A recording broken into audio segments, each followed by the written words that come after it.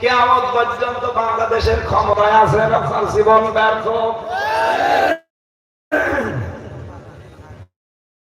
কারণ আজ আমরা অনেকেই লাভ কোনটা ক্ষতি কোনটা, সঠিক লাভ আর সঠিক ক্ষতি টের পাই না, বুঝতে পারি না। এই জন্য লাভকে ক্ষতি মনে করি, ক্ষতিকে লাভ মনে করি।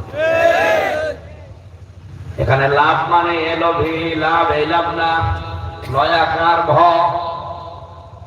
কি লয়াকার ভ লাভ, আর এলোভি লাভ। এই লাভের ভেতরে যারা আছে তারা কিন্তু সব হারিয়েছে, বিশেষ করে বিয়ের আগে। বিয়ের আগে যারা এই লাভে পড়েছে তাদের জীবন শেষ। এই লাভে যারা পড়ে দেখবেন প্রেমিকার মাথায় হাত দিয়ে বলে আল্লাহর কসম করে আমি ভুলে যাব না। কোথায় এই মাথায় হাত দিয়ে তো চাই যাচ্ছে। হ্যাঁ, মনে করছে প্রেমিকার মাথায় হাত দিলে যত চুল পড়বে তত নেকি। অথচ ওই হাতটা যদি বিয়ে করার পরে হাত দিয়ে বলতো আল্লাহর কসম স্ত্রী তোমাকে আমি ভুলে যাব না, যতগুলো চুল পড়তো অতগুলো নেকি পেত। কোনদিন বর মাথায় হাত দিয়ে কথা বলেছেন? কে বলেছেন হাত বলেন তো?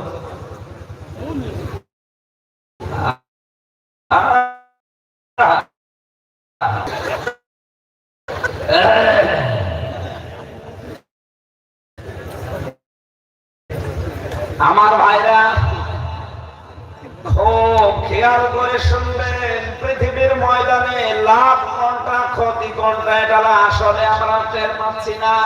এখানে আজকে অনেকেই লাভকে ক্ষতি মনে করছি আর ক্ষতিকে লাভ মনে করছি। এখানে একজন বসেন তো, মাতালুহুম কামাসালিল্লাযী ইসতাওকাদা নারা, আল্লাহ নিজে উদাহরণ দিয়ে দিয়ে কোরআন বুঝিয়েছেন। এজন্য বারবার উদাহরণ দিলে আপনি ভালো করে ক্যাচ করতে পারবেন। এই যে ওয়াহেদ ভাই বাড়ি কুমিল্লা আমার সাথে এসেছে, উনি পরীক্ষা দেবে, ম্যাট্রিক পরীক্ষা। কি পরীক্ষা? ম্যাট্রিক পরীক্ষা দিয়ে রেজাল্ট বের হয়েছে, অথচ পরীক্ষার সময় কিচ্ছু দেখে নাই। হেড স্যারকে গিয়ে বলছে স্যার খাতা জমা দিলাম সাদা, কিন্তু মার্ক চাই ৯৯। স্যার বলছে তোর তো কিছু লেখা নেই, শুধুমাত্র এখানে লেখা আছে রোল নাম্বার আর নাম, আমি ওখানে নাম্বার দেব কোথায়? হেড সাহেব ডাক দিয়ে বলছে স্যার আপনি আমার মাজার দিকে তাকান। মাজার দিকে তাকিয়ে দেখেন নল। নল কি স্যার বলতো তুই বাড়ি চলে যা, তুই বাড়ি যাওয়ার আগে দেখবেন ৯৯ চলে গেছে। রেজাল্ট বের হওয়ার পরে ঠিক ৯৯ পেয়েছে। দেশের মানুষেরা খুব খুশি, এলাকার মা বাবা যারা আছে আত্মীয় স্বজন এমনকি ওনার প্রেমিকাও খুশি। জিনিস একটা, কোনদিন লেখাপড়া করে না, ক্লাসে যায় না, শুনলাম কিছু লেখে বই, এর জীবন সফল, এর জীবনে বহু কিছু করতে পারবে। দুনিয়ার সাধারণ মানুষ কিন্তু এটাই মনে করবে। আর এই যে আল্লাহর ওলি পরীক্ষা দিয়েছে, দেখে লেখার সুযোগ ছিল, দেখে নাই, এদিকে দিকে তাকাবে, তাকায় না, নকল করার সুযোগ আছে, করে না। যতটুকু যোগ্যতা আছে অতটুকু লিখেছে। পরীক্ষায় যখন রেজাল্ট এসেছে, নাম্বার পেয়েছে ১০০-র ভেতরে ৫০। কত? ৫০। ওনার মা বাবা আত্মীয় স্বজন যারা আছে বলবে ওর জীবন শেষ। কি বলল? এত কষ্ট করে ওর পেছনে টাকা পয়সা খরচ করে পর্যন্ত নিয়ে আসলাম, অথচ ৮০ তো হয় না। আর আমি পরীক্ষা দিয়েছি, যেদিন পরীক্ষা ওই দিনের আগের রাতে প্রশ্নপত্র ফাঁস হয়েছিল। ৪ জনকে ভাড়া করে গাইড বই দেখে দেখে প্রশ্নের উত্তরগুলো সব ৪ জন মিলে লিখেছি। শুধু লিখেছি এতটুকু না, প্রশ্নের উত্তর চেয়েছিল 10টার ভেতরে 5টা। সারা রাত যেহেতু সময় ছিল ফ্রি, 4 জন মিলে লিখছি, এই জন্য লিখতে লিখতে হয়ে গেছে 10টার ভেতরে 10টায়। যে রেজাল্ট বের হচ্ছে, ওই দিন নাম্বার পেয়েছি 120। দুনিয়ার মানুষেরা চিন্তা করবে কি, এ ছাত্র যত ভালো হোক 100-র ভেতরে 100 পাবে, 120 পাই কি করে? স্যার বলছে দেখো এসআইডি পাই দিয়ে আমি করবো কি? কারণ যে খাতা ও লেখা তো ওর না, ও ভাড়া করে লিখেছে। দাড়ি কমা ফুল স্টপ কিচ্ছু বাদ যায়নি, যেখানে যেটা, কারণ লেখা তো সবার ওর না, এক একজনের এক এক ধরনের লেখা। আমি 10টার ভেতরে 5টা প্রশ্নের জবাব চেয়েছিলাম, আগের রাতে সময় ফেরি পাওয়ার কারণে 10টার ভেতরে 10টার জবাব দিয়ে দিয়েছি। আমি এক একটা প্রশ্নে 10 করে নাম্বার দিতে দিতে শেষ পর্যন্ত দেখা গেল 120 হয়ে গেছে। আমি এখন করবো কি? সারা দুনিয়ার মানুষ যদি বলে আমির হামজা সফল, আপনার যদি বিবেক থাকে বলা লাগবে ও ব্যর্থ।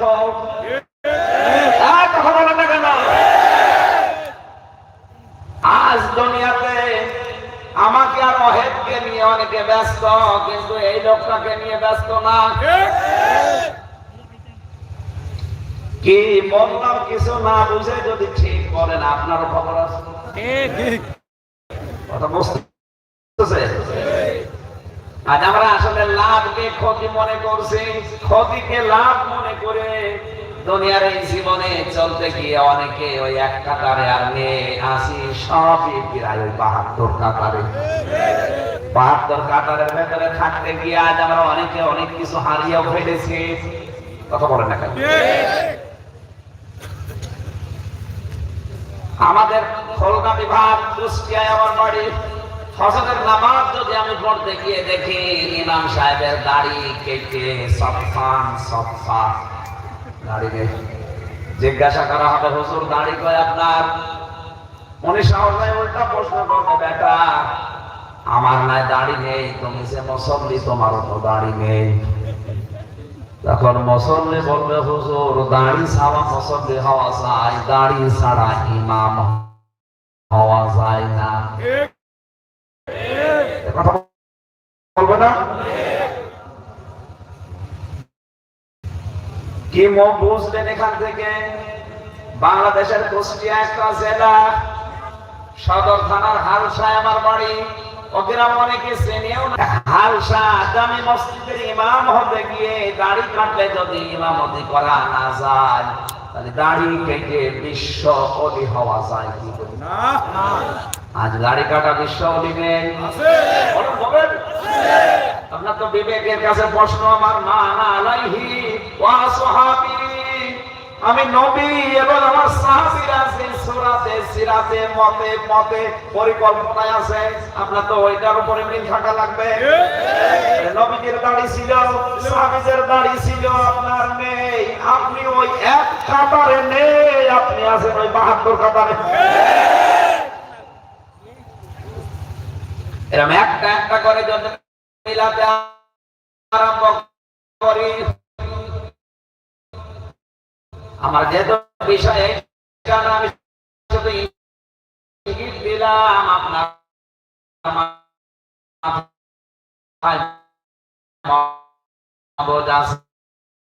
আপনি ভাবেন।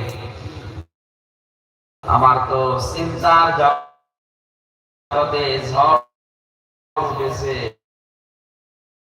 কোনো কাতারে পড়ে গেলাম না তো আমার থাকা লাগবে কয় কাতারে? এক কাতারে থাকতে হলে যে বানানো ইবাদত গুলো চলছে, সব নবীর ইবাদত যেহেতু এক ছিল, কিন্তু তাদের সময় এক ছিল না, নাম এক ছিল না, বংশ এক ছিল না, কিন্তু ইবাদত ছিল এক। আজ আমাদের ইবাদত করা লাগবে, নাম আলাদা চাই হোক।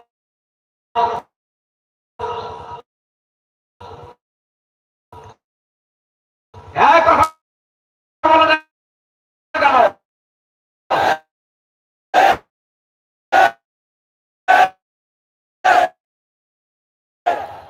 নাম ফরফরা আগ্রহে ফুলকপি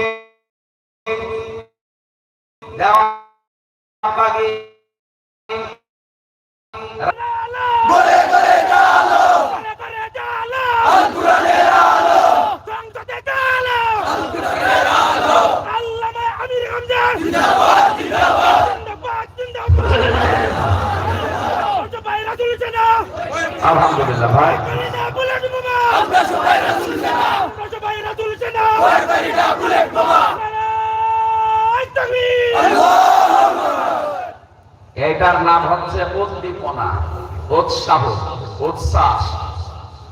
ইসলামে উদ্দীপনা জায়েজ আছে, কিন্তু অনুবাদনা জায়েজ নেই।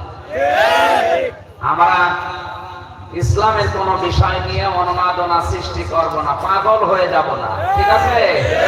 আর উৎসাহ আছে, উদ্দীপনা আছে, উচ্ছ্বাস আছে, এইটা জায়েজ আছে। এটা না থাকলে আমার এদেশের রাম আর বাম মনে করবে, মনে হয় এদেশে ইসলাম। এই জন্য আমরা উৎসাহকে কাজে লাগাবো উদ্দীপনায়, কিন্তু অনুবাদনায় নিয়ে যাব না। অনুবাদনায় নিয়ে গিয়ে তো আজ জঙ্গিবাদ তৈরি করে, আজ অবলা সরলা ছেলে মেয়েদেরকে নিয়ে জঙ্গিবাদে জড়ায় যারা, এরা কিন্তু অনুবাদনা তৈরি করে। বিচারক যদি মেরে ফেলতে পারো, তোমার সরাসরি জান্নাত। এটা কি উদ্দীপনা না অনুবাদনা? ইসলামে অনুবাদনা নেই, বৈরাগ্য বলে কিছু ইসলামে নেই। আমরা সতর্ক থাকবো ইনশাআল্লাহ, বিশেষ করে সিলেটের মানুষেরা।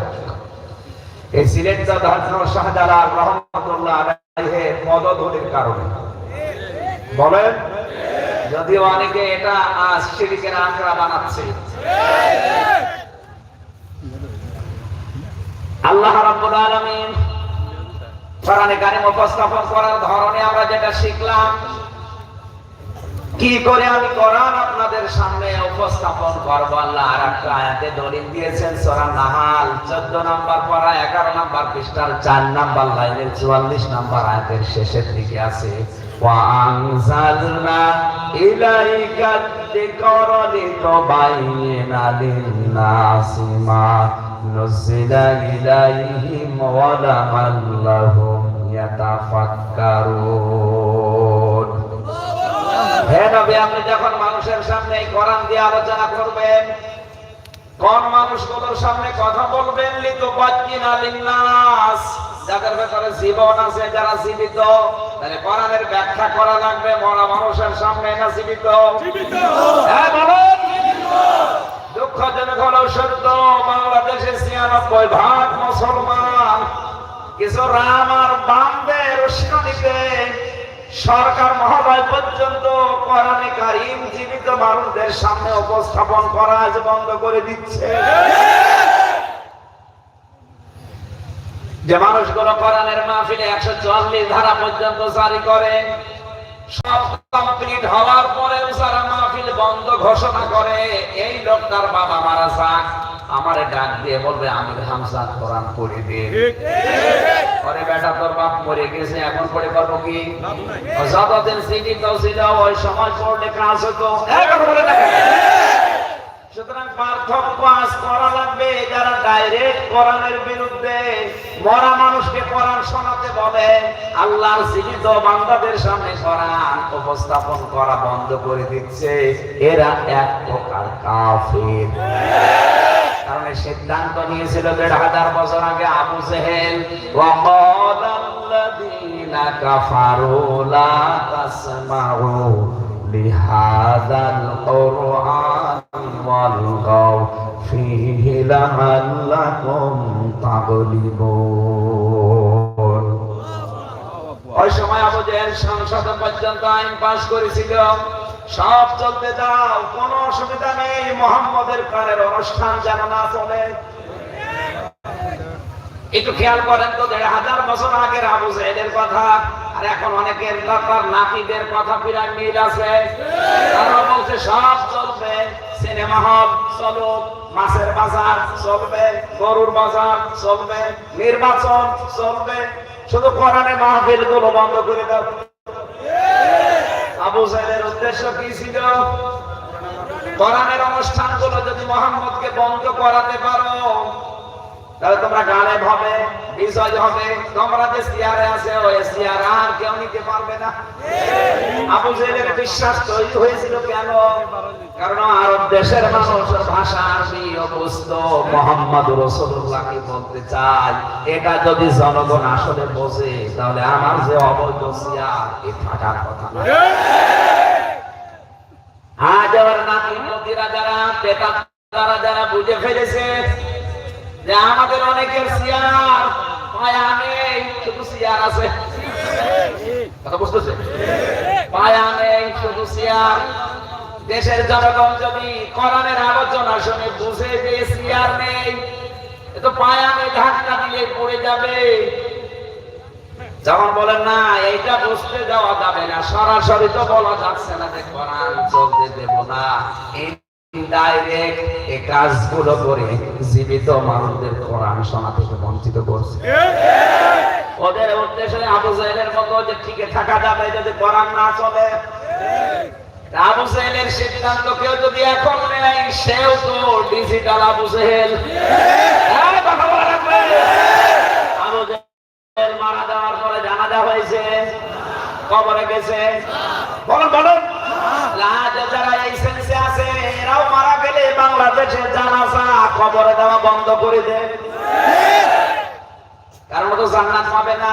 কিয়ামতের দিন কোরআন যদি কারো বিরুদ্ধে অবস্থান নেয়, আল কোরআনও হুজ্জাতুল লাকা ওয়া আলাইকা, নবীজি বলেন কোরআন যদি কারো পক্ষে সাক্ষী দেয় আল্লাহ তাকে জান্নাত দিয়ে দেবে, আর যদি এটা কারো বিপক্ষে যায় ও যত বড় আল্লাহর ওলি দাবি করুক ও জাহান্নামে যাবে। আল্লাহ তুমি আমাদেরকে কোরআন পক্ষে রাখার তৌফিক দাও, জোরে বলেন আমিন। তবে কোরআন উপস্থাপন করা লাগবে, ব্যাখ্যা, তাফসীর, বিশ্লেষণ কাদের সামনে? এখানে লিন্নাস, লিন্নাস নাম শব্দটা আরবি গ্রামার অনুযায়ী 13টা অর্থে ব্যবহার হয়। যারা এখানে বালাগাত মানতেক বসে জিজ্ঞাসা করেন, এর 9 নাম্বার কায়দায় লেখা আছে লাম ব্যবহার করা হবে জীবিত মানুষদের জন্য।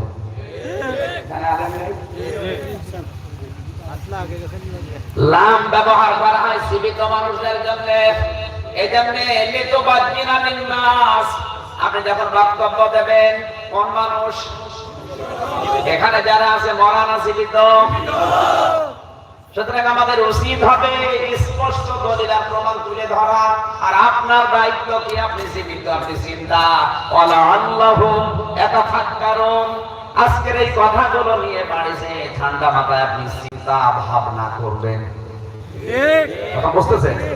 আমি গতানুগতিক কথা কিন্তু বলি না। এক মুসা নবীর কাহিনী দিয়ে 2.5 ঘন্টা শেষ করে মোনাজাত না। আপনি যদি 2.5 ঘন্টা কথা শুনেন কমপক্ষে 1 লক্ষ তথ্য ওর ভেতর থেকে বের করবেন। আপনি যদি 1 ঘন্টা কথা শোনেন কমপক্ষে 50,000 কথা ওর ভেতর থেকে আমরা বের করবো। আপনি 10 মিনিট শোনেন, 10 মিনিটে যেন 10টা তথ্য ওখান থেকে বের করা যায়। কিন্তু আপনার মন থাকা লাগবে এদিকে। আছেন আছেন আছেন এখানে? এদিকে দিকে তাকানো বন্ধ করেন, সব বন্ধ। 1 ঘন্টা 15 মিনিট সময় নিলাম, সব বন্ধ করে দেবেন। আমার ভাইরা, যে কোরআনে কারীম আমার উচিত চিন্তা মানুষদের সামনে ব্যাখ্যা করা স্পষ্ট দলিল প্রমাণ দিয়ে, আর আপনারা শ্রোতা আপনার দায়িত্ব এই কথাগুলো নিয়ে চিন্তা ভাবনা করা। আল্লাহর এই 2টা আয়াত সামনে নিয়ে আমরা এবার তাফসীরে প্রবেশ করছি। রাসূলের উপরে দরুদ আর সালাম পাঠ করার মাধ্যমে আজকের আলোচনার বিষয় 2টা পড়েছি, সূরা মুমিনুনের 12 এবং 13 নম্বর আয়াত, আর সূরা তাহার 74 নম্বর আয়াত। একটা আলোচনার বিষয় হচ্ছে রবের পরিচয়, আর একটা আলোচনার বিষয় হচ্ছে জাহান্নামে মানুষদের যে অবস্থানগুলো হবে তাদের পরিচয়। আমরা রবের পরিচয় আজকে তুলে ধরতে চাই। সিলেট শহর, এটা না শহরতলিতে আমি জানি জ্ঞানী গুণী মানুষেরা যারা আছেন চিন্তা ভাবনা করবেন, আমরা গবেষণামূলক কথা বলবো ইনশাআল্লাহ। আগে রাসূলের উপরে দরুদ আর সালাম পাঠ করছি, কারণ মরণের পরে আপনার যত সম্পর্ক দুনিয়ায় সব কাট হয়ে যাবে, শুধু একটা সম্পর্ক ঠিক থাকবে। আজকে ওহেদের সাথে আমার পরিচয় আছে, কিন্তু মরণের পরে ওনার সাথে আমার আর কোনো পরিচয় থাকবে না। এমনকি ওনাকে দেখলে পরিচয় দেব এরকম মন আমার তৈরি হবে না। এখান থেকে কয়েকটা ভ্রান্ত ধারণা আপনার কেটে যাবে।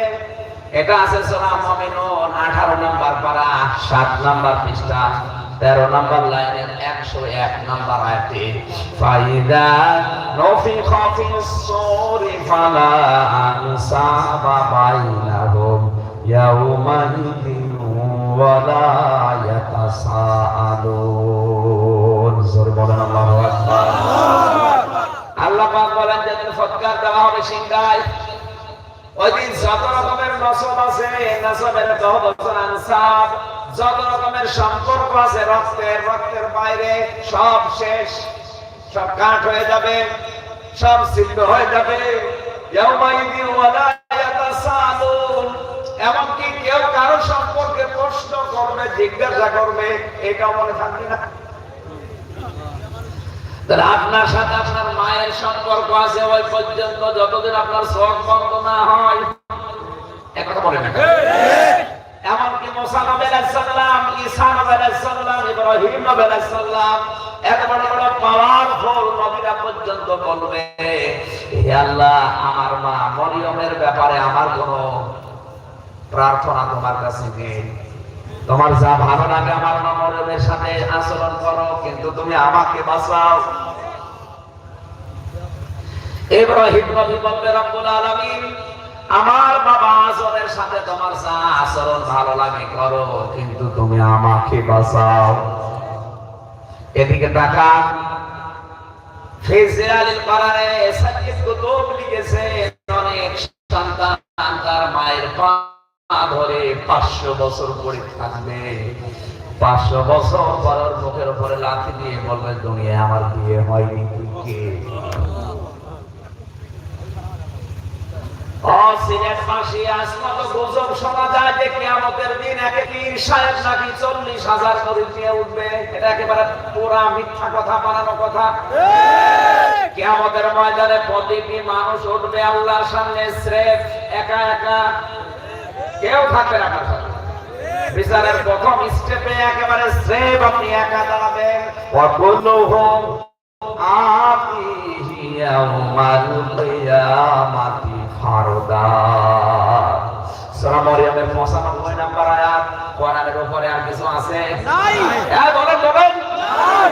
একটা ভাগ আপনি বিশ্বাস করতে পারেন, কিয়ামতের দিন প্রতিটি মানুষ আল্লাহর সামনে দাঁড়াবে স্রেফ একা একা, কেউ থাকবে না।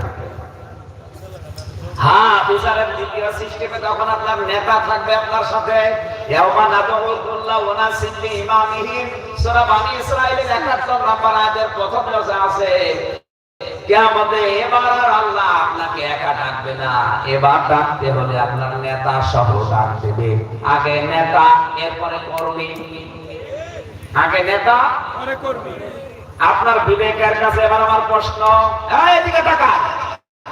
বিবেক যদি মরে যায় তাহলে আপনার কাছে আমার জিজ্ঞাসা নেই। বিবেক যদি জাগ্রত থাকে, বলেন কিয়ামতের দিন আপনার নেতার সাথে আপনাকে দ্বিতীয় স্টেপে ডাক দেবে। আগে নেতা, এরপরে কর্মী। আপনার কি মনে হচ্ছে বলেন তো, আজ যে নেতার আদর্শ আপনি মানেন, যে নেতার আদর্শ মতো চলেন, কিয়ামতের দিন যদি ওই নেতা আপনার সামনে দাঁড়ায়, ওকে দেখলে আল্লাহ কি মনে হয় যে ওকে দেখলে আল্লাহ আপনাকে মাফ করবে?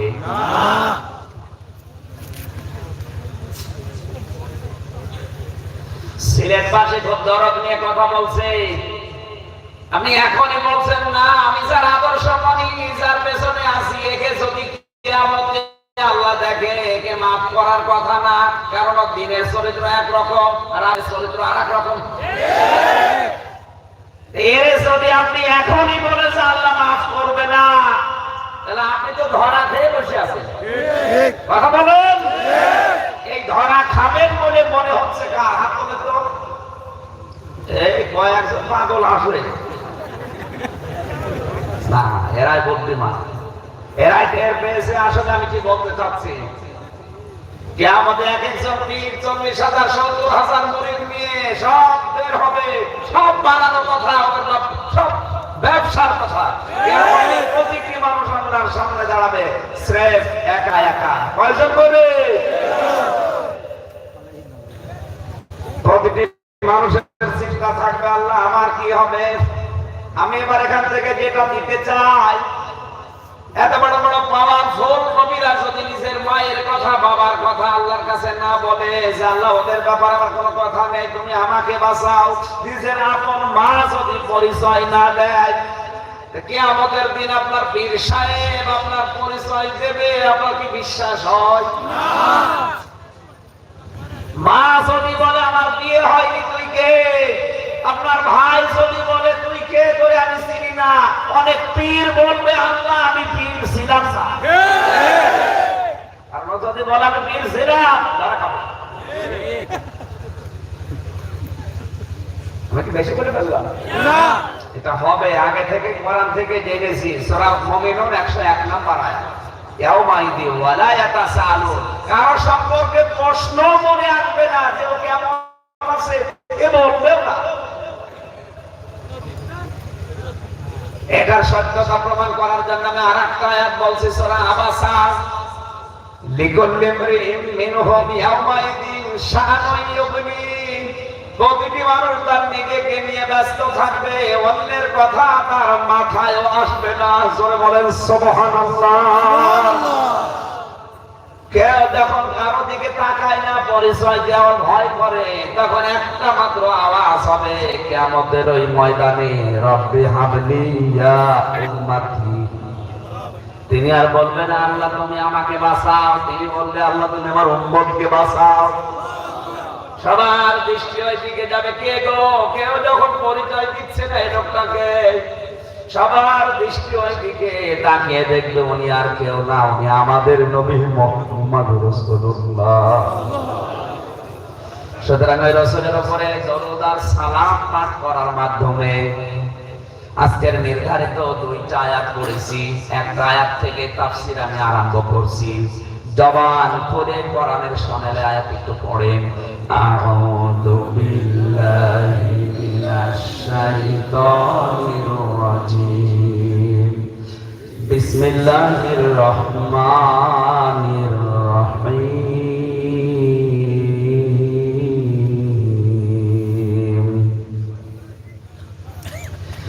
ইন্নাহু মান ইয়াতি রাব্বাহু মুজরিমান ফাইন্না লাহু জাহান্নাম লা ইয়ামুতু ফিহা ওয়ালা ইয়াহইয়া। সাদাকাল্লাহুল আযীম। সূরা তাহা। কোন সূরা? তাহা। সবাই বলেন তাহা। 74 নম্বর আয়াত। মাত্র একটা আয়াত পড়েছি। আমার এই মাথার ভেতরে আয়াত সম্পর্কে যত তথ্য আছে, এখন 11টা বাজে, 12টা পর্যন্ত আমরা চালাবো, 1 ঘন্টা না। আমার মনে হয় আয়াতে যত কথা আল্লাহ দিয়েছেন, আমার হায়াতের জীবন শেষ হয়ে যাবে, তাও কথা শেষ হবে না। তাফসীরে প্রবেশ করে আমরা তাফসীর আকারে কথা বলবো। কোন আয়াতের নামকরণ আগে দেখতে হবে, কোন সূরার এটা। কি বললাম সূরার নাম? কোরআনে আল্লাহ নবীজির নাম দিয়েছেন প্রধানত 7টা, তার ভিতরে তাহা একটা। বিশ্ব নবী মুহাম্মদ রাসূলুল্লাহকে আল্লাহ 7টা নাম ধরে ডাক দিয়েছেন। তাহা, ইয়াসিন, মুদ্দাম্মিল, মুদ্দাসসির, আহমদ, মুহাম্মদ আর আব্দুল্লাহ। কয়টা? এই 7 নবের যা অবস্থা। এক ছেলে এসে কাঁদছিল বাবার সঙ্গে, কাঁদিস কেন? বছর রেজাল্ট দিয়েছে তাই কাঁদছি। রেজাল্ট দিয়েছে তুই ফেল না পাস, কথা বলে না। জিজ্ঞাসা করছে তুই ফেল না পাস, কথা বলে না, ধমক দিয়েছে তুই ফেল না পাস। বলছে আব্বা ফেল করলে তো কথা ছিল, ছিলাম 5-এ, নামিয়ে দিয়েছে 3। অন্তত ফেল করলে তো একটা পদে ছিল, আমার নামিয়ে দিয়েছে। এখন আমার 5-এ উঠতে আর 2 বছর লাগবে। ছাত্র বসে আছে আমার জবাব চাইলে যা বলছেন আপনাদের কিন্তু বাড়ি যাওয়ার আগে 3 নামিয়ে দেবো। জবান খুলে জবাব দেবেন ছাত্রের মতো। সূরা তাহা, এটা কার নাম? নবীজির নাম। জোরে বলেন কার নাম? 74 নম্বর আয়াতে আল্লাহ ঘোষণা দিচ্ছেন ইন্নাহু মাইয়াতি রাব্বাহু মুজরিমান। অবশ্যই কোন বান্দা যদি পাপিষ্ঠ হয়ে, মুজরিম গুনাহগার হয়ে তার রবের সামনে হাজিরা দেয়, ফাইন্না লাহু জাহান্নাম, রব তাকে জাহান্নামে দেবে। কোথায়? লা ইয়ামুতু ফিহা ওয়ালা ইয়াহইয়া। জাহান্নামে এই লোকটা বাঁচবেও না, মরবেও না, বাঁচা মরার মাঝখানে থাকবে। এবার আসেন আয়াতের মূল কথা বলছি। আছেন তো আপনারা? এটা 2-1 জন করে ওঠে, এরা কারা? বসার করবে না? যাচ্ছে আবার দল বেঁধে মনে হচ্ছে যে মিছিলে যাবে। একজন করে যান, নাকি ওখানে গিয়েও গল্প করে? বসার সম্মেলন চলছে, একজন করে যান, আবার যাওয়ার পরে চলে আসবে। অনেকে আবার বিশেষ করে সিলেট বিভাগে আর চট্টগ্রাম বিভাগে বিড়ি খাবার নিষেধ আছে। মেয়েদের 2 বিভাগের জন্য বিড়ির মাসলা আলাদা। আমি আমার খুলনা, বরিশাল এই এলাকায় যে যদি বিড়ি খান, আপনাকে মসজিদের ইমামতি তো দূরের কথা, মসজিদ ঝাড়ু দিতেও দেবে না। আর এই এলাকার অনেক ইমাম পর্যন্ত বিড়ি খায়। এটা যেটা রেকর্ড হচ্ছে, আমি এটা নিয়ে আর বেশি বললাম না। খান, আপনাদের এই 2 বিভাগের জন্য বিড়ি সিগারেটের মাসলা আলাদা। আপনারা বাবা শাহজালাল মদের কাছে কোর্তা বিড়াল সব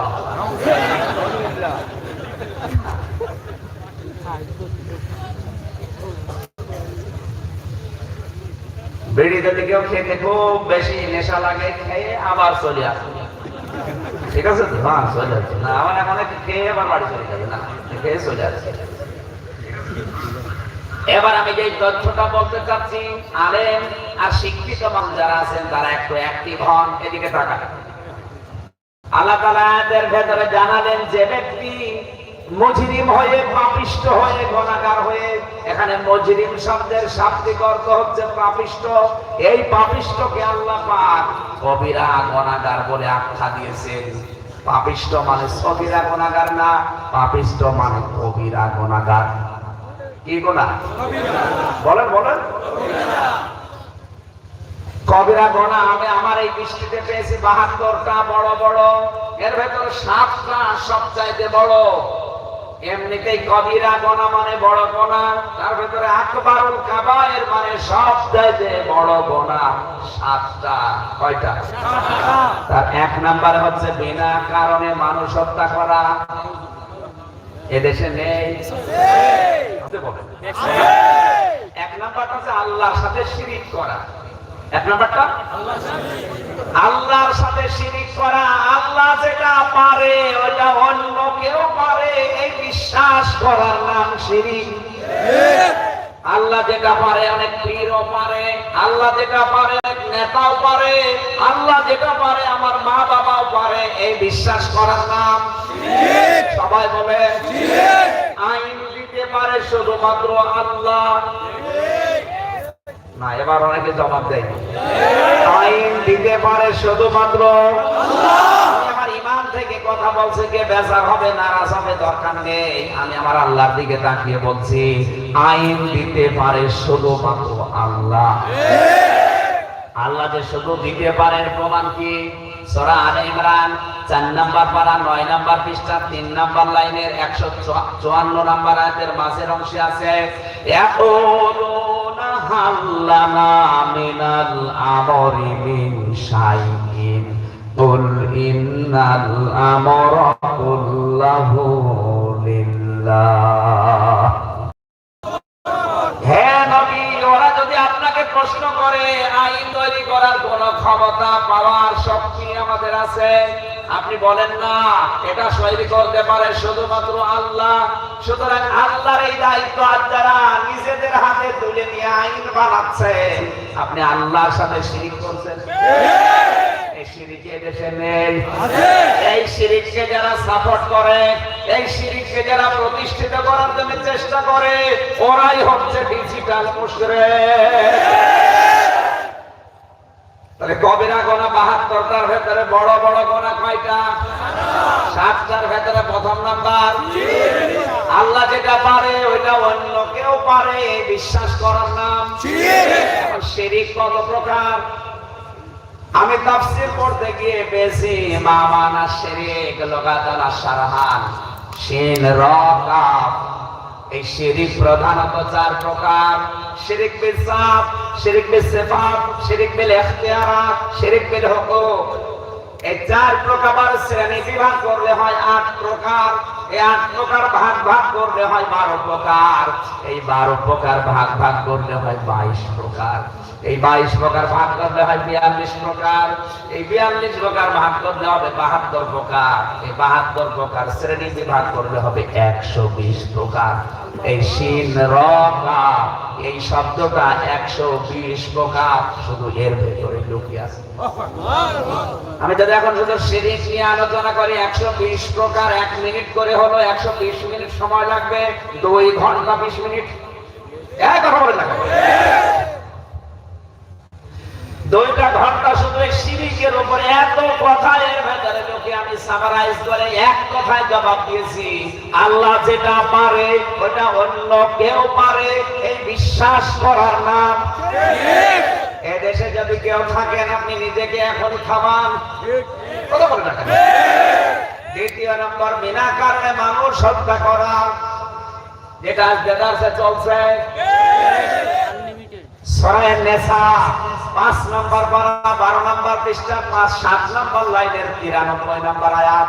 ওয়ামাইয়াকুল মুমিনাম মুতাআম্মিদান ফাজাযাউহু জাহান্নাম খালিদান ফিহা ওয়া গাদিবাল্লাহু আলাইহি ওয়া লা'নাহু ওয়া আ'আদ্দা লাহু আযাবান মুহিনা। আযাবান আলিমা, মহিনা না আলিমা না। আমি মনে হয় মোনাজাত করে দেব। এরা ওঠে কেন? এই ছিলেন বসো। ১-১.৫ ঘন্টা বসে থাকতে পারে না। কি করে?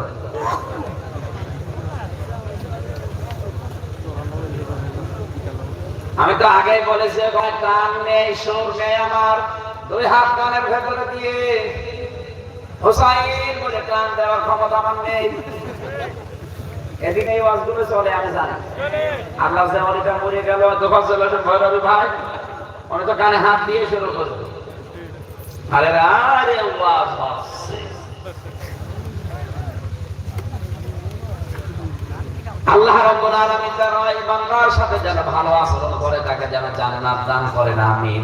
তার সম্পর্কে বলতে চাই এতটুকু, আমাদের ধারণাটা সে মনে করেছে ইসলাম ওই রকমই, কানে হাত দিয়ে শুধু হুসাইন বলে টান দেওয়া না।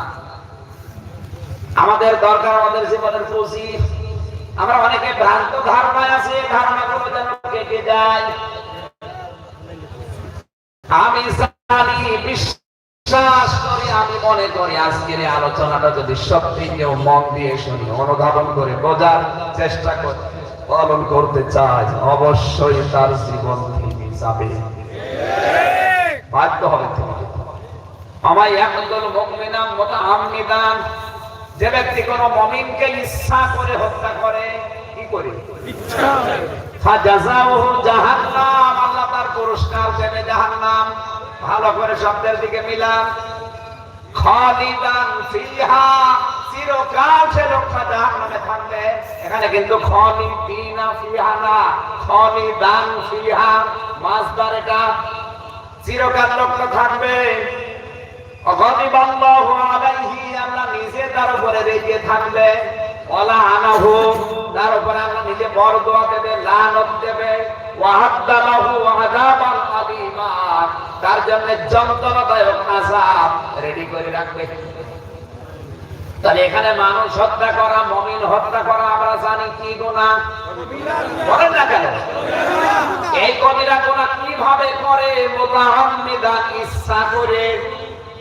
আজ বাংলাদেশে আমি নাম নিলাম না, শুধু ইচ্ছা করে, হিংসার বশবর্তী হয়ে, অহংকার করে, রাজনৈতিক মতবাদ মেলে না, এই কারণে মানুষ অনেকে হত্যা হচ্ছে।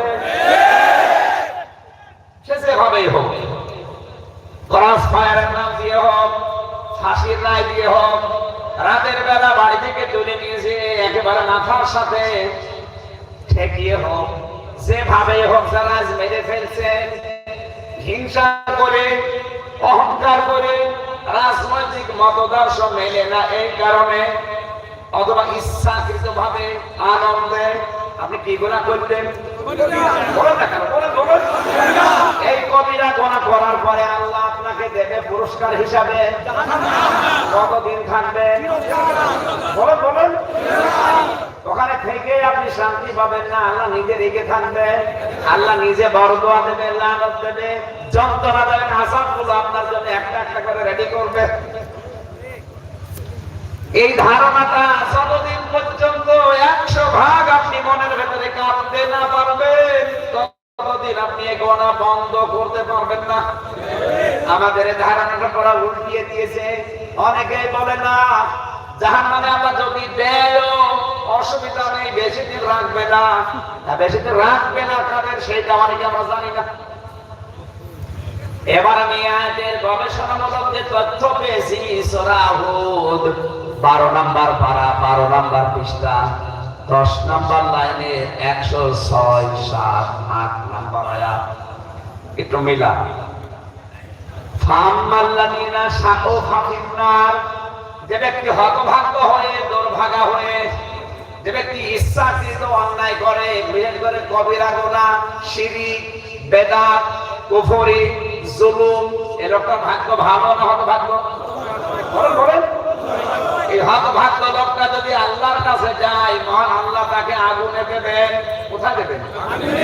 আগুনের ভেতরে পড়ার পরে লাহুম ফিহা জাফিরু ওয়া শাহীক, ও চিৎকার করবে আর আর্তনাদ দেবে। আমি এখানে আলেম চাচ্ছি, আলেম নেই। আমার কথা কি ঠিক আছে না তুই একটা বানানো? ঠিক নেই। লোকটা চিৎকার করবে আর আর্তনাদ করবে। জাফিরু ওয়া শাহীক, কতদিন করবে? খালিদিনা ফিহা, চিরকাল। এই চিরকাল মানে কতদিন? শেষ নাই না। এই চিরকাল মানে কতদিন? আমার আল্লাহ এখানে একটা আরবি ফ্রেজ ব্যবহার করেছেন, খেয়াল করেন। সূরা হুদ 106, 107, 108 নম্বর আয়াত। এটা বলছে 107 নম্বর আয়াত। খালিদিনা ফিহা, চিরকাল কতদিন? মা দামাতিস সামাওয়াতু ওয়াল আরদ, আসমান আর জমিন যতদিন বিদ্যমান থাকে। এই আরবি ফ্রেজের এক কথায় অর্থ হচ্ছে চিরকাল।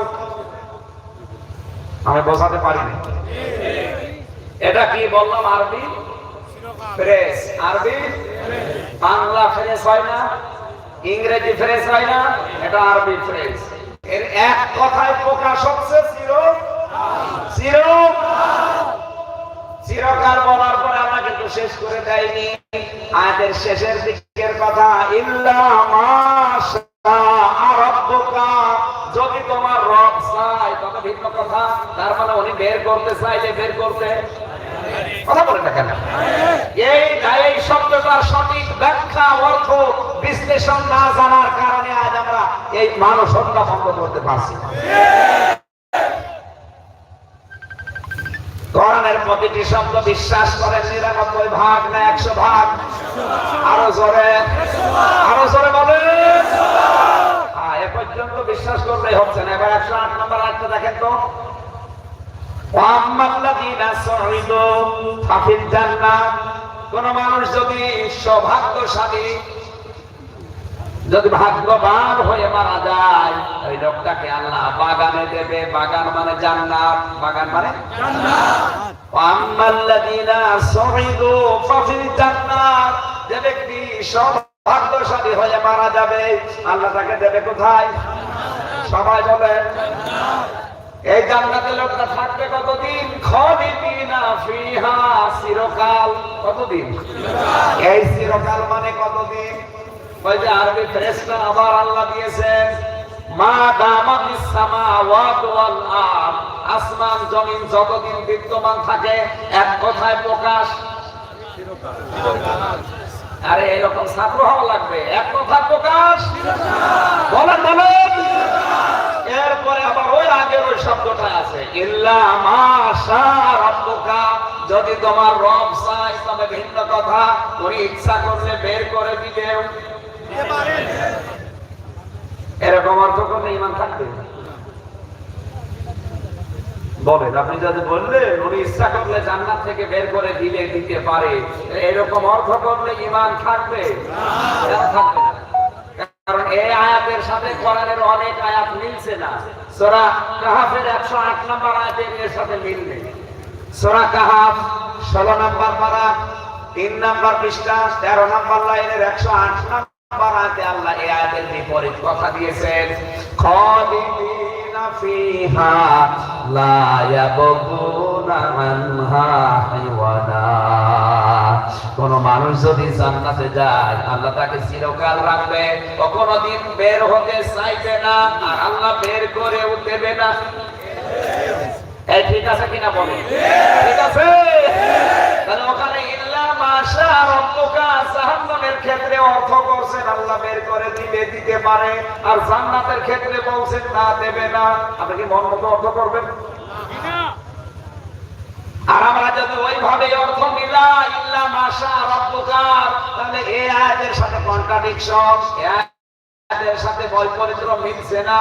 অথচ কোরআনে কারিমে আল্লাহ বারবার জানিয়েছেন আমি আল্লাহ এমন ভাবে কোরআন নাযিল করেছি যে একটার সাথে আরেকটা মিল নেই, এমন আয়াত কোরআনে আমি দেইনি। এরকম আয়াত কোরআনে নেই? কোন জায়গায় বলেন?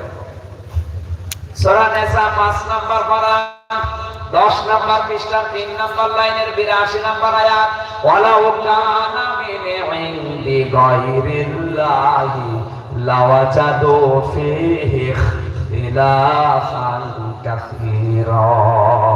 হে নবী, এই কোরআন যদি আমি আল্লাহ বাদে অন্য কেউ নাযিল করত, আপনি দেখতেন এক আয়াতের সাথে আরেক আয়াতের মিল নেই। কথা বলেন না কেন? তাহলে আমরা সূরা হুদের 106, 107, 108 এই তিনটা আয়াতের ব্যাখ্যায় দুই রকম অর্থ করে ফেলেছি। এই কারণেই তো এই দেশে গোনা বন্ধ হচ্ছে না। আপনি ইল্লা মাশা রাব্বুকা খালিদিনা ফিহা মা দামাতিস সামাওয়াতু ওয়াল আরদু, জাহান্নামের কথা বলার পরে অর্থ করছেন আল্লাহ চিরকাল রাখবে, চিরকাল রাখবে, যদি ইচ্ছা করে বের করে দেবে। আর জান্নাতের ক্ষেত্রে এসে বলছেন চিরকাল রাখবে, চিরকাল রাখবে, ইচ্ছা করবে বের করে দেবে না। এটা কথা হলো যাদের মাথায় মগজ আছে একটু বাড়িতে চিন্তা করেন। হ্যাঁ, আমি আবার বলছি, কেউ যদি ইচ্ছাকৃত ভাবে আনন্দ শিখছে, কোন চাপ নেই, মন চাচ্ছে তাই করছে, হিংসার বশবর্তী হয়ে অহংকার করে কেউ যদি মানুষ হত্যা করে, মুমিন হত্যা করে, এটা কি গুনাহ? এই কবিরা গুনাহ করার পরে তওবা করার সময় আছে, কিন্তু তওবা করেনি। এই কথা বলে না কেন? তওবা করার সময় আছে। তওবা মানে যার কাছে অন্যায় করেছে তার কাছে অনুশোচনা করা, অনুতপ্ত হওয়া, মাফ চাওয়া, স্বীকার করা, জীবনে আমি আর এরকম করবো না এই বলা। এরকম কাজ যারা করছে তাদের সময় আছে, কিন্তু আপনি তওবা করলেন না, হেলায় খেলায় সময় নষ্ট করবেন। এরকম হেলায় খেলায় সময় নষ্ট করে মারা গেল এই মানুষ দেশে নেই। এই যে আপনি জেনারেল সাবেকটা ওই ইচ্ছা করে আলেমদের ফাঁসি দিয়েছে। এদিকে বলল না যে সাইদিকে ফাঁসি দিতে পারলাম না, এটা আমার মনে রাখে, তখন ইচ্ছা করে করছে। এই অবস্থায় তওবা করবে, ফিরে আসবে। যারা দুনিয়া থেকে বিদায় নিল তাদের কাছে, তার আত্মীয় স্বজনের কাছে মাফ চাবে, অনুতপ্ত হবে, অনুশোচনা করবে। করে না, আরো অহংকার নিয়ে মারা গেল, ওকে আল্লাহ জাহান্নামে দিয়ে 2 বছর পরে বের করে দেবে, এই বিচারের কথা কি? এখন যদি বলেন ওরা বের করে দিলে আপনার অসুবিধা কি, আপনার ক্ষতি কি? আমার ক্ষতি নেই, আমার অসুবিধা নেই, কিন্তু ওর কারণে যে লোকটা 10 বছর 11 বছর জেলে আছে, এই ক্ষতিপূরণ কে দেবে? কথার অর্থ এবার মনে হয় বুঝেছি। এরপরও যদি কেউ না বোঝার ভান করে থাকে, আমার মনে হয় ওটা টাটকা নির্ভেজাল আলোচনা। আমি কোন জায়গায় ইঙ্গিত দিচ্ছি টের পাচ্ছেন? আমি বলছি ইচ্ছা করে যদি কেউ কাজ করে, ইচ্ছা করে, ওটা আম্বেদা মানে ইচ্ছা কিন্তু ভাবে। আপনার যদি চাপ থাকে সেটা আলাদা বিষয়, কোন চাপ নেই, আপনি আর ইচ্ছা করে রাগ করে অহংকার করে না না মারতে পারলাম না, আমার জীবনের আফসোস, আপনি তো ইচ্ছা করে করেন।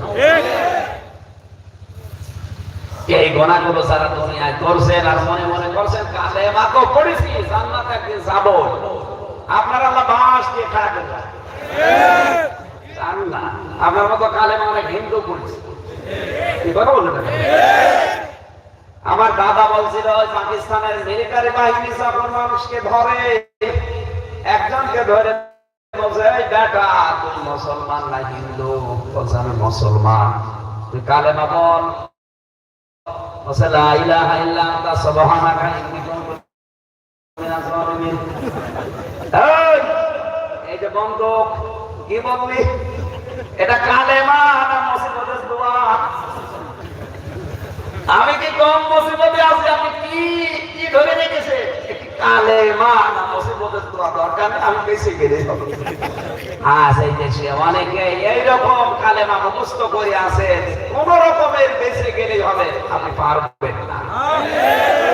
পাকিস্তানের মিলিটারি বাহিনীর কাছ থেকে যদি ওই লোকটা বেঁচে যায় পারবে না, কারণ যদি বলে পোশাক কম,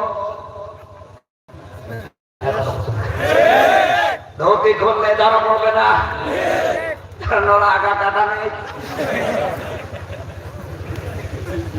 আর আমরা তো অনেকে এই চিন্তায় আছি, আগা যখন কাটা আছে ফেরেশতাদের অন্তত বোঝাতে পারবো এই দেখ। আরে ভাই, আগা তো ছাগল আর কাটা আছে, তাহলে ছাগল মুসলমান। আর অনেকে মুসলমানই দেবে ছেলে, এই জন্য আনন্দ করে, অনুষ্ঠান করে। ছেলের মুসলমানে যাওয়ার সময় অনুষ্ঠানই করা লাগবে, এটা হাল খাতা করে অনেকে। 20 বছর ছেলের বয়স, মুসলমানি দেয় না, কি গো ছেলে মুসলমানি দেন না? দেবো কি করি, আমারও টাকা নেই ওরও টাকা নেই। একটা ছেলে মুসলমানি দিতে কয় টাকা লাগে? 1 টাকা লাগে না। কত লাগে বলেন তো? 500 আছে, আবার 1000 টাকা আছে। না না 1000 নিয়ে আমরা গোড়া থেকে কেটে বাদ দিই। ফেরি আছে, ফেরি আছে। অত টাকার 1000 হলে 8-10টা দেওয়া যাবে। ওই ভাই বলছো ফেরিও দেয় অনেকে না। আমার বোঝানোর বিষয় শুধু খাপনা করা থাকলে যদি মুসলমান হওয়া যায়, যে ছাগল তো মুসলমান হয়ে গেছে, ওই সময় যদি ওই হিন্দুকে অন্তত কাপড় করতে বলে তাহলে সে ধরা খাবে না। আপনি আন্দাজে কালেমা পড়ে রেখেছেন বাঁচার জন্য, হবে না। ওরকম কালেমা তো অনেক হিন্দুরও মুখস্থ আছে। কালেমা পড়ে হালালকে হালাল আর হারামকে হারাম যদি মনে না করেন এবং ওই অনুযায়ী কাজ না করেন, আপনার কালেমা পড়া না পড়া সমান। হযরত আবু হুরায়রা হাদিসটা শোনার পরে বারবার মানুষকে বলছিলেন। হযরত ওমরের সামনে যখন পড়লেন, তিনি এক আসার দিলেন, অন্য বর্ণনা একটা থাপ্পড় দিলেন। ডাক দিয়ে বলে মান কলা, কে বলেছে? বলে নবীজি এখনো পর্যন্ত মসজিদে নববীতে চলেন। আল্লাহর নবীর কাছে হযরত ওমর গিয়ে জিজ্ঞাসা করলেন, ইয়া রাসূলুল্লাহ মান ক্বালা লা ইলাহা ইল্লাল্লাহ ফাদাখালাল জান্নাহ। নবীজি বললেন, না আমি বলেছি। হযরত ওমর বিচক্ষণ ছিলেন, তিনি জ্ঞানী ছিলেন, লেখাপড়া জানতেন, বুদ্ধিমান ছিলেন। তিনি আমাদের মতো আবেগ নিয়ে হুজুকে বাঙালি না। তিনি কথা শোনার পরে বললেন, হে নবী, আপনি তো বলতে পারতেন মান ক্বালা লা ইলাহা ইল্লাল্লাহ ফাদাখালাল জান্নাহ, যে ব্যক্তি কালেমা পড়বে সে জান্নাতে চলে গেছে। আপনি ফা দিলেন কেন বক্তব্যের মাঝে? ফা না দিলেও তো অর্থ হয়ে যায়, ফা বললেন কেন? নবীজি বললেন এই ফায়ের ব্যাখ্যা মা আইয়ুহাসিরা মা হারামাল্লাহ, যে ব্যক্তি কালেমা পড়বে আর এর হারাম যত বস্তু আছে হারাম বলে ছেড়ে দেবে। হারাম মানে আল্লাহর নিষিদ্ধ বস্তু। বলুন কালেমা পড়ার পরে সুদ ছাড়বে, ঘুষ ছাড়বে, সেনা ব্যভিচার ছাড়বে, মানুষ হত্যা ছাড়বে, মানুষকে অপমান করা ছাড়বে, অন্যায় ভাবে মানুষকে হয়রানি করা বলে না কেন, এগুলো ছাড়ে না, এগুলো দেখাচ্ছে করবে। তাই এর কালেমা পড়া না পড়া সমান না। আপনাকে আমি সতর্ক করলাম, ইচ্ছা করে যদি এগুলো করেন আনন্দ চিত্তে, আপনার চাপ নেই এরপরেও, আর আপনি জান্নাত যাবেন হা করে বসে আছেন এই ধান্দা বাঁধতে। আল্লাহ আপনাকে যেন বোঝার তৌফিক দেন, জোরে বলেন আমিন। কোন মানুষ যদি অপরাধী হয়ে তার রবের কাছে হাসিরা দেয়, মহান আল্লাহ তাকে জাহান্নামে দেবে। লোকটা চিরকাল থাকবে, বাঁচবেও না মরবেও না, বাঁচা মরার মাঝখানে। আজকে এখান থেকে আপনি যেটা নিয়ে যেতে পারেন, আমরা যারা অন্যায় ভাবে ইচ্ছা করে হিংসার বশবর্তী হয়ে অহংকার করে কোনো চাপ নেই এরপর অন্যায় করছি, এগুলো যদি আমি এখনই বন্ধ না করি কখন মরণ চলে আসে বলা যায় না। ওই অবস্থায় মারা গেলে জাহান্নামে যদি যায় আল্লাহর কোনদিন বের করে দেবে না, তখন পুরো জীবনটাই ব্যর্থ। বলুন আলেমদেরকে আমি সূরা সমার 23 নম্বর পারা 19 নম্বর পৃষ্ঠা 12 নম্বর লাইনের 19 নম্বর আয়াতটা পড়ার জন্য আহ্বান জানাচ্ছি। এটা ব্যাখ্যা বিশ্লেষণ সহ গবেষণা করে পড়বেন। আফামান হাক্কা আলাইহি কালিমাতুল আযাব আফা আনতা তুনকিযু মান ফিন্নার। আল্লাহ পাক বলেন, হে নবী, আপনার রবের দণ্ডাদেশ, আপনার রবের আদেশ যার উপরে কার্যকর হয়ে গেছে যে লোকটা জাহান্নামে যাবে, আপনি কি পারবেন তাকে জাহান্নামের আগুন থেকে বের করে নিয়ে আসতে? কাকে বলছেন বলেন? রাসূলকে বলেন। আর রাসূলুল্লাহকে যদি আল্লাহ এই কথা বলে, আমির হামজার বাবার ক্ষমতা আছে? কার উপর ভরসা করে আছেন আপনি? এখনই থেমে যান, যারা ইচ্ছা করে আজ অন্যায় গুলো করছে থেমে যান, এক্ষুনি থেমে যান। এবার আল্লাহর কাছে ধরা দিলে আল্লাহ তাকে দেবে কোথায় যেন বলেন না কেন? আমার প্রশ্ন এবার, জাহান্নাম কয়টা? আমরা অনেকেই লেখাপড়া এতদিন যারা করি অনেকে জানি জাহান্নাম 7টা, জান্নাত 8টা, নাকি না? এটা ঠিক না। কোরআনে কারীমের সূরা হিজরের 44 45। মাঝে মাঝে শীত লাগে, মাঝে মাঝে গরম লাগে, কি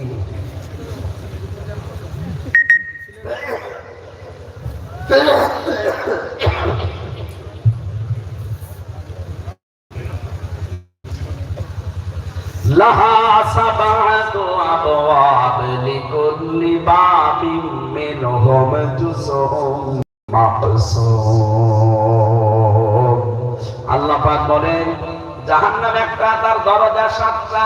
জাহান্নাম দরজা 7টা। যে ব্যক্তি যে অপরাধ করবে আল্লাহ তাকে সেই অপরাধের কারণে ওই দরজা দিয়ে প্রবেশ করাবে। আমরা জানি মাদ্রাসায় একটা ক্লাসরুম আছে 1 থেকে 10 পর্যন্ত 10টা। যে যে ক্লাসে পড়ে ওই দরজা দিয়ে সে প্রবেশ করে। কথা বলেন না কেন? তাহলে জাহান্নাম আজকে থেকে কয়টা? এতদিন জানতেন, কোনদিন কিন্তু পড়েননি, শুধু শুনে শুনে। জাহান্নাম আবার বলছি কয়টা? জাহান্নামের দরজা বা স্তর 7টা। এই দরজা দিয়ে প্রবেশ করবে তারা যে ধরনের অপরাধ দুনিয়ায় করে। এখন আমাদের আজকের আলোচনার বিষয়ে আমি কোন দরজা দিয়ে প্রবেশ করছি একটু দেখি। এখন যদি বলেন না জাহান্নামে যাবো না, তাহলে যে কাজগুলো এখন বলবো যদি করেন ছেড়ে দেন, কিছু হবে তো? একটা মাহফিলে এসে যদি আপনি কিছু নিয়ে যেতে না পারেন তো মাহফিলে আসার দরকার কি? আমি আবার বলছি, জাহান্নাম কয়টা? আরো জোরে বলেন। জাহান্নামের দরজা 7টা।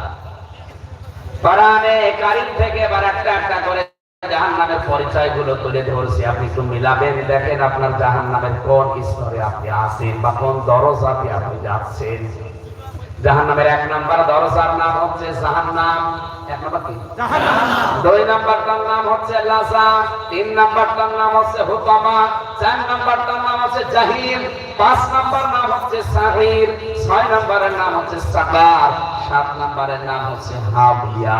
প্রতিটি কোরআনের আয়াত এবং হাদিস দিয়ে স্তর বাই স্তর আমি এবার একটা করে বলছি, একটু খেয়াল করবেন, এবার মনে থাকবে না নাকি আয়াত বাদ দিয়ে দেবো? জাহান্নামের এতক্ষণ দরজার নাম শুনলাম, এবার জাহান্নামের ভেতরে যে জায়গাগুলো, স্থানগুলো, স্তরগুলো আছে, কোরআনে কারিমে আমার আল্লাহ বলেন জাহান্নামের একটা স্তরের নাম হচ্ছে সাউদ। নাম কি? সাউদ। এটা আছে সূরা মুদাসসিরের 17 নম্বর আয়াতে, সাউরিহিমু সাউদা। এটা হচ্ছে জাহান্নামের একটা পাহাড়ের নাম। মহান আল্লাহ গুনাহগারদেরকে ওই পাহাড়ে তুলবে আর ওখান থেকে ফেরেশতাদের মাধ্যমে ফেলে দেবে। সিলেট আর চট্টগ্রামে যেহেতু পাহাড় আছে, আপনারা বলছেন এটা কিন্তু মাটির পাহাড়। সৌদি আরবে গিয়ে দেখবেন পাথরের পাহাড়। বিশ্বনবী যেখানে লুকিয়েছিলেন ওটা কিন্তু 3 কিলোমিটার উপরে, 4.5 ঘন্টা সময় লেগেছিল আমার উঠতে। আমার মনে হচ্ছিল ওখান থেকে যদি কাউকে ফেলে দেওয়া হয় নিচে যেতে যেতে এমনি ভুলে যাবে। আল্লাহ এই পাহাড়ের ভেতরে তুলবেন, ওখান থেকে ফেলে দেবেন গুনাহগারদেরকে। 2 নম্বরের স্থানের নাম বা স্তরের নাম হচ্ছে গাইয়া। কি বললাম? এটা সূরা মরিয়মের ভেতরে আছে 59 নম্বর আয়াত, ফাখালাফা মিন বা'দিহিম খালফুন আদাউস সালাতা ওয়াত্তাবাউস শাহাওয়াতি ফাসাফা ইয়ালকাউনা গাইয়া। দুনিয়ায় যে মানুষগুলো নফসের অনুসরণ করে, মন যা চায় তাই করে, আর নামাজকে যারা নষ্ট করে, আল্লাহ তাদেরকে এই গর্তের ভেতরে ফেলবেন। জোরে বলেন নাউজুবিল্লাহ। 3 নম্বরের গর্তের নাম হচ্ছে স্থানের নাম অয়েল। অয়েল মানে তেল। অয়েল মানে তেল। অবস্থিত অয়েল মানে তেল না, অয়েল একটা দোজখের স্তরের নাম। নবীজি বলেন এই স্তরটা কেমন জানো? কেউ যদি এই স্তরের উপর থেকে একটা পাথর ফেলে দেয়, নিচে পৌঁছাতে 70 বছর সময় লাগবে। কিসের নাম বললেন? পাথরের। কিসের? আপনাদের কি 5-এ থাকতে ইচ্ছে করছে না 3 নামবে? 5-এ। জবাব দেন না কেন? পাথরের ওজন বেশি না তুলার ওজন বেশি? আপনি যদি 10 তলা বিল্ডিং এর উপর থেকে 1 কেজি পাথর আর 1 কেজি তুলা ফেলে দেন, আগে নিচে আসবে কোনটা? কেন? বলেন। নবীজি তুলার নাম বলতে পারতেন, তুলা বলেননি, বলেছেন কি? তার মানে পাথর পড়তে যদি 70 বছর লাগে, আমির হামজা পড়তে কয় বছর লাগবে? এই যে একটা করে যেগুলো বললাম, সাউদা, গাজ্জা, ওয়ায়েল, এগুলো জাহান্নামের একটা স্থানের নাম। এগুলো কি? এবার আমরা একটা করে দরজার নাম দেখবো। আর এই দরজায় লেখা আছে কে কোন অপরাধ করলে এই দরজা দিয়ে প্রবেশ করবে। আমি একটা করে বলছি, আপনি মিলাবেন। 1 নম্বরে ভয়ঙ্কর যে দরজা, তার নাম আমি পেয়েছি কোরআনে হুতামা। নাম কি? সবাই বলে হুতামা। মানে এটা জাহান্নামের জ্বলন্ত আগুনের একটা কুণ্ডি। জাহান্নামের জ্বলন্ত আগুনের কুণ্ডটা মহান আল্লাহ বলেন এই জাহান্নামে হুতামায় কারা যাবে জানেন? ওয়াইলুল লিকুল্লি হুমাযাতিন লুমাযা আল্লাযী জামাআ মালাহু ওয়া আদ্দাদা। রব্বুল আলামিন বলেন ধ্বংস হয়ে যাক, দুর্ভোগ নষ্ট হয়ে গেছে, ওগুলো ধ্বংস হবেই হবে। ওই মানুষগুলো যারা সামনে পেছনে মানুষের নিন্দা করে, মানুষের গীবত করে, মানুষকে ছোট করার জন্য চেষ্টা করে। এই অপরাধ বাংলাদেশে এখন নেই। দেখবেন কিছু মানুষের চরিত্র যদি চেয়ারে থাকে, নিচের মানুষকে কি করে অপমান করা যায়, নিচের মানুষগুলোর সম্মান কি করে নষ্ট করা যায়, সব সময় ওই চিন্তায় থাকে। যেমন আমার কুষ্টিয়া এসপি সব সময় ধান্দা কি করে আলেমদের পেছনে লেগে তাদের সম্মান নষ্ট করা যায়। এত নিকৃষ্ট কথা বাংলাদেশে আর কেউ বলতে পারে না। এই লোকটা যে জাহান্নামে হুকামার দরজার সামনে দাঁড়িয়ে আছে, ওদের জাহান্নামে হুকামার দরজা দিয়ে যাবে, আর কারো ফতোয়া লাগবে না। হ্যাঁ, ও যদি বাঁচতে চায় এখনই ওকে তওবা করা লাগবে, কারণ এখনো তওবার দরজা বন্ধ হয়ে যায়নি। আর যদি ইবলিসের মতো কি হয়েছে, কি বলিসিটা হয়েছে, কি ইবলিসকে যেমন আল্লাহ এই অহংকারের কারণে দুইটা জিনিস থেকে বঞ্চিত করে দিয়েছে। এক নম্বরে ইবলিসকে আল্লাহ জান্নাতে দেবে না। আজ মানুষের পেছনে লেগে আছে, মানুষের সম্মান নষ্ট করা যায় কি করে, মানুষকে ছোট করা যায় কি করে, এই মনোভাব যাদের, আপনি কিন্তু হুকামার দরজার সামনে কথা বলা লাগবে। এখনো যদি ওরা পরিবর্তন না হয়, শুধু খেলা দেব।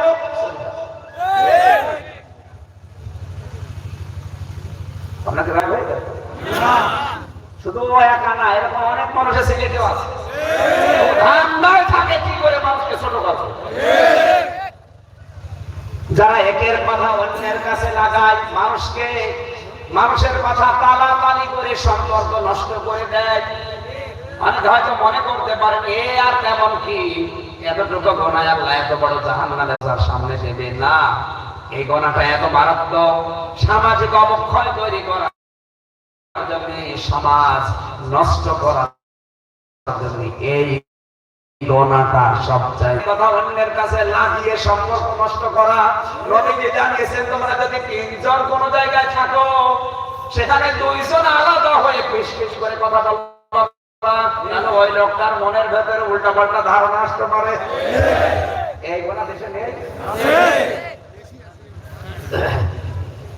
এই আয়াতের পক্ষে একটা হাদিস পেয়েছিলাম। হযরত মুসা আলাইহিস সালামের জামানায় একবার বৃষ্টি বন্ধ ছিল, অনেকদিন বৃষ্টি হয় না। তিনি চাটিয়াল ময়দানে গেলেন উম্মতদেরকে নিয়ে, দোয়া করেন, রব্বুল আলামিন বৃষ্টি দাও। একবার, দুইবার, তিনবার মুনাজাত করার পরেও বৃষ্টি নাযিল হয় না।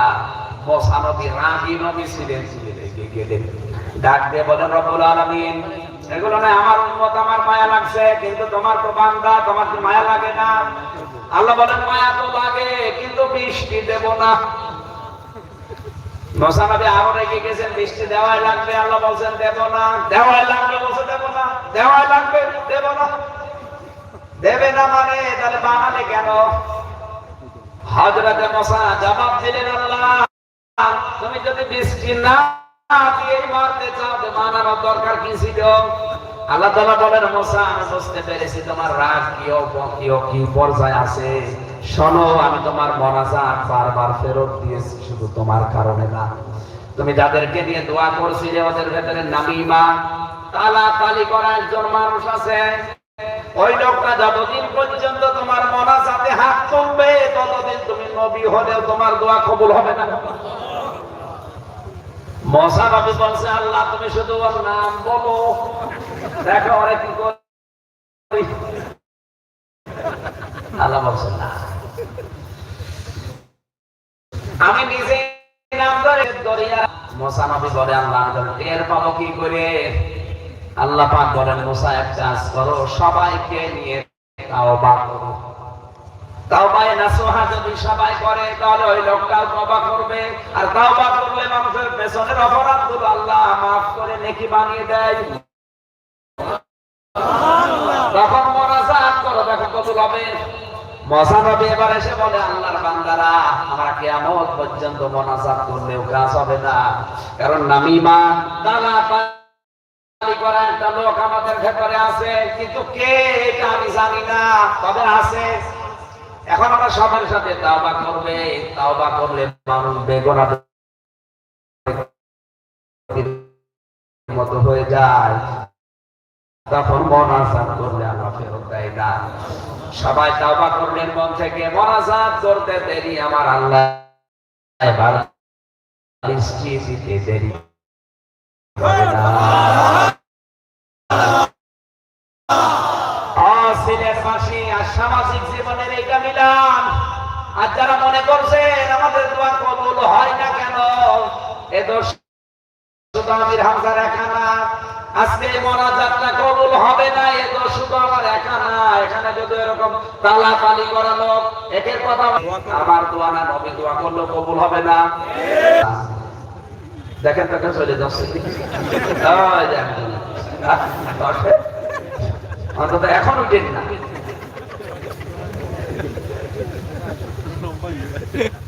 আমার ভাষা কি বুঝতেছেন? আমরা কি বোঝালাম? যারা তাড়াতাড়ি করে একের কথা অন্যের কাছে লাগায়, সম্পর্ক নষ্ট করে দেয়, এককে অন্যকে অসম্মান করার জন্য, খাটো করার জন্য, ছোট করার জন্য, তার মান সম্মান নষ্ট করার জন্য চেষ্টা চালায়, এই লোকটাকে আল্লাহ জাহান্নামে হুতামার দরজা দিয়ে প্রবেশ করা বলেন না কেন? দ্বিতীয় নাম্বার গুণ হচ্ছে আল্লাযী জামাআ মালাও ওয়া আদ্দাদা, যারা মাল সম্পদ জমা করে আর বারবার গণনা করে। এখানে মাল শব্দের ব্যাখ্যা আমি পেয়েছি 9টা। মাল মানে আপনাদের আবুল মাল না। অনেকে মনে করছে আমাদের তো মাল আছে, ও মানে তো বিরাট জীবন শেষ। কথা বলছে না, মালের অবস্থা ভালো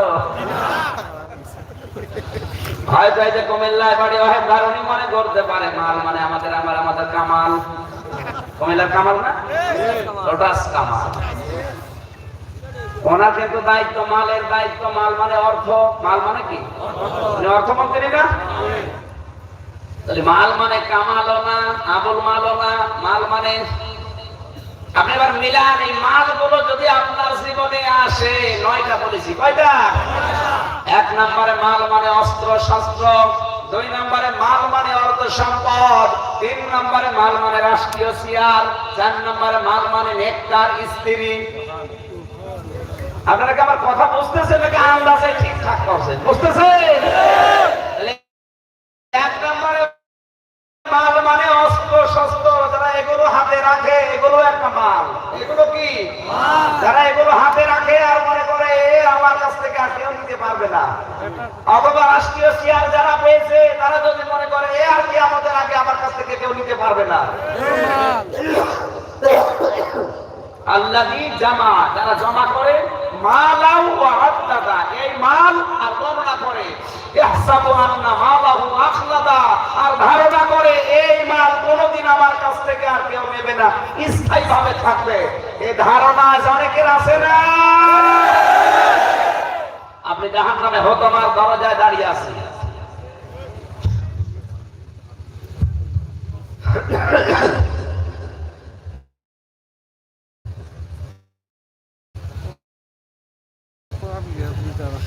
যারা অর্থ সম্পদের মালিক হয়ে মনে করছেন এ আর কোনদিন হাত ছাড়া হবে না, মালিক যারা তারা মাল পেয়েছে। কারণ দুনিয়া কুল্লুহা মাতাউন ওয়া খায়রু মাতাউদ দুনিয়া ইমরাতুস সালিহা। নবী বলেন পৃথিবীর সব কিছুই মাল, এর ভেতরে উত্তম সম্পদ, উত্তম মাল হচ্ছে নেককার আল্লাহওয়ালা মেয়ে মানুষ। এখন আল্লাহওয়ালা মেয়ে মানুষ কোনটা? যারা সকাল সকালে ইফতার জলসা দেখে। আমি আব্দুল্লাহ ইবনে মাসউদ থেকে বর্ণিত একটা হাদিস বলছে, আপনি মিলান। মেয়েরা আছে আজকে? আমার মা বোনেরা, 3টা বদ অভ্যাস যদি কোন মেয়ের ভেতরে থাকে, ওই মহিলা ধ্বংস হতে বাধ্য। ওর দুনিয়াও শেষ, আখিরাতও শেষ। নাকি বলবো না? আমি মেয়েদেরকে নিয়ে এই বছর খানিক ধরে একটা বই লিখেছি শুধু মেয়েদের উপরে। গাড়ি কোথায়? এই গাড়ি পেছনে আছে। মেয়েদের জন্য নিয়ে যাবেন, যাদের বউ, যাদের মেয়ে, যাদের মা উল্টা পাল্টা আছে, অবাধ্য আছে, ওইটা 112 পৃষ্ঠা, অনেক তথ্য আছে। ওটা নিয়ে পুরো পড়াবে। আশা করছি, আমি বিশ্বাস করছি মানুষ ভালো হবে। সিলেটবাসী মেয়েরা যারা এসেছেন তাদেরকে এবার বলছে, হাদিস হচ্ছে 3টি বদ অভ্যাস, বদ গুণ যাদের ভেতরে আছে, মহান আল্লাহ বলেন দুনিয়া আখিরাত তার ধ্বংস। 1 নম্বরে কারণে অকারণে যারা স্বামীর সাথে কথা বন্ধ করে দেয়। বেশ ভালোই চলছে, হঠাৎ দেখবেন কথা বন্ধ করে দিয়েছেন, কথা বলে না। এরকম বউ আছে কার? হাত তোলেন তো। একজন তাও তো পাওয়া গেল, আলহামদুলিল্লাহ।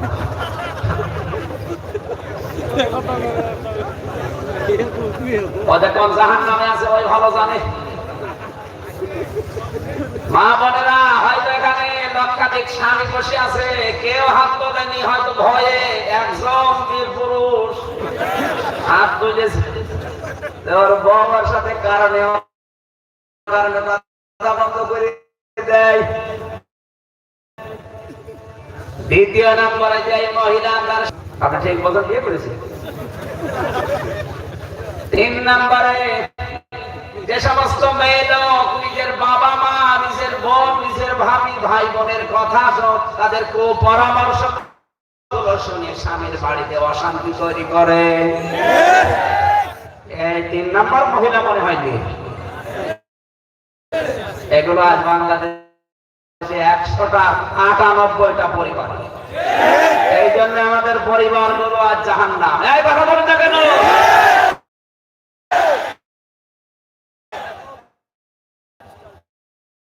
আপনার ছাড় দেওয়ার নেই কেন? অথচ এই মেয়েটা যখন নিজের বাবা মার বাড়ি থেকে শ্বশুর বাড়ি যায়, তখন সবসময় খোঁজ রাখবা, আরো নিজে যেয়ে শ্বশুর শাশুড়িকে আরো খাবার। এগুলো হওয়ার পেছনে কারণ আমি যতটুকু পেয়েছি, একটা একটা করে বলছি, মিলান তো দেখেন মেনে কিনা। এই পুত্রবধূটা খারাপ হওয়ার পেছনে এর মা আর ওর বড় বোন ওখান থেকে শুধু ইনজেকশন দেয়।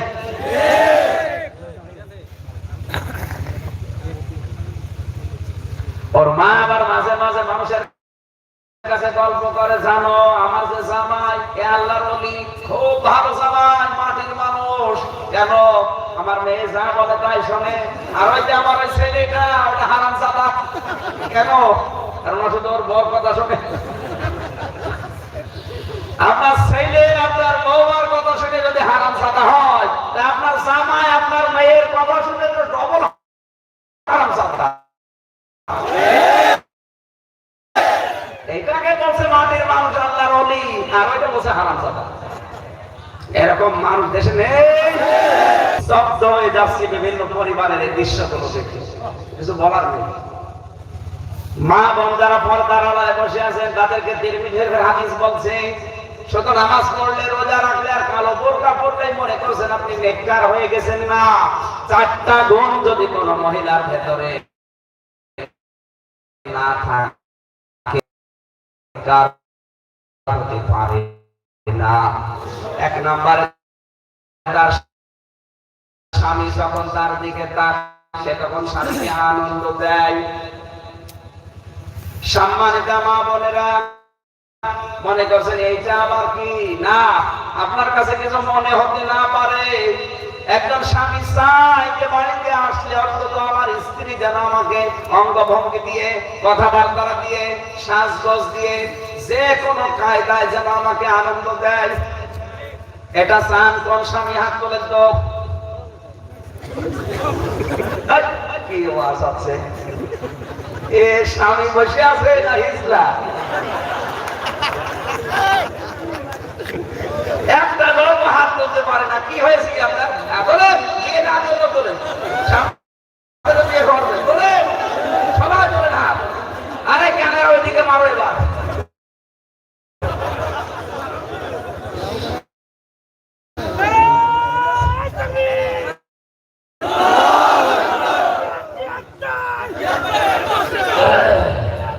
আলহামদুলিল্লাহ ভাই।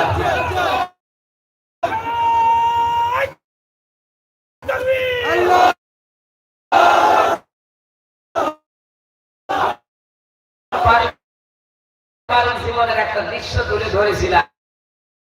আজ হাজারো এটার জন্য দায়ী শুধু পুরুষ না, এই মেয়েটা ও যার পেছনে ঘোর ঘোর করে, যার পেছনে যায়, যার জন্য আসক্ত। আপনাকে তো আল্লাহ সবই দিয়েছে। একটা স্বামীকে যদি কন্ট্রোল করতে না পারে, আপনি কিসের মহিলা? আপনি তো ঠিক বললেন না। আমি আশা করছি সমাজটা, মা বোনেরা, পরিবারটা আমরা জান্নাত বানাতে চাই। আপনি যদি নেককার হতে চান, অবশ্যই স্বামীকে দেখলে আপনাকে আনন্দ বলেন বলেন আপনি চান না আপনার বাবা আমার বাড়ি থেকে কি টাকা পয়সা নিয়ে এসে খাওয়ানো লাগছে? আপনি তো দুনিয়াও হারাচ্ছেন, আখেরাত তো হারিয়ে মন করবেন না। এই ন্যারো মাইন্ডের কারণে আজ আমরা পরিবারদের এই বাড়ি আবার আর এক জাহান্নাম। কথা বলে দেখেন, এরকম কোন মানুষকে আপনি ঘরে আসতে দেবেন না। অথচ এটা আজ এখন দিন দিন বাড়ছে। স্বামী তাদের ভালো লাগে না, পছন্দ করে না, স্বামী বাইরে চলে গেলে ওগুলো নিয়ে এসে বাবা শাহজালাম সব ভালো। আপনি নেককার হতে পারেননি। যতই নামাজ পড়েন, রোজা রাখেন, আর কালো বোরকা পরে গোল করে ঘোরেন, মনে করছেন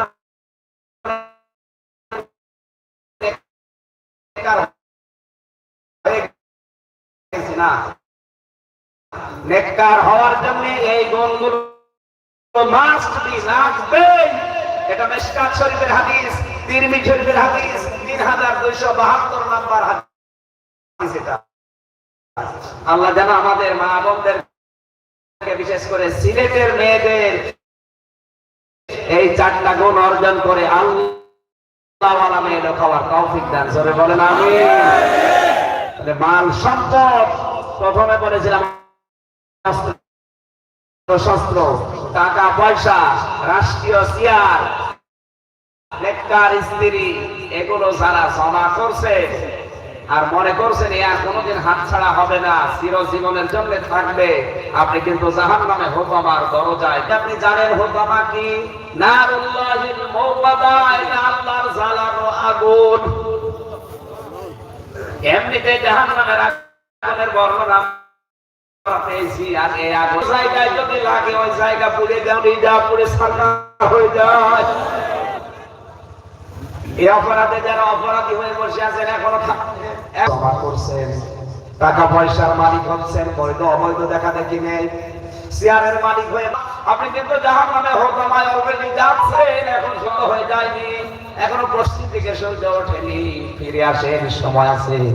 লা তাকনাতু মির রাহমাতিল্লাহ, ইন্নাল্লাহা ইয়াগফিরুয যুনুবা জামিআ, ইন্নাহু হুয়াল গফুরুর রহিম। সরে বলেন আল্লাহু আকবার।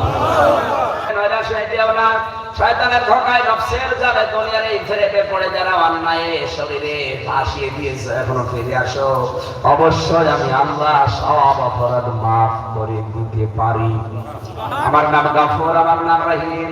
আর এই ক্ষমা যদি পেতে চাও তাহলে দুইটা, ওয়ানিবু ইলা রাব্বিকুম ওয়াসলিমু লাহু মিন ক্বাবলি আইয়াতিয়াকুমুল আযাবু সুম্মা লা তুনসারুন।